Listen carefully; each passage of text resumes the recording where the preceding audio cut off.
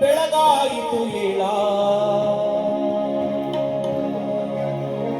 ಬಸವನ ಹುಡುಕೊಂಡು ಹೊಲಕ್ಕ ಹೋಗೋಣ.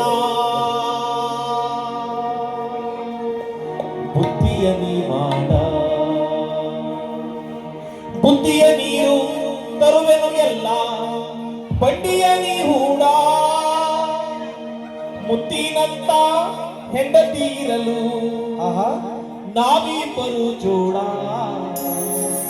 ನಾವಿಬ್ಬರು ಜೋಡ, ನಾವಿಬ್ಬರು ಜೋಡ, ನಾವಿಬ್ಬರು ಜೋಡ.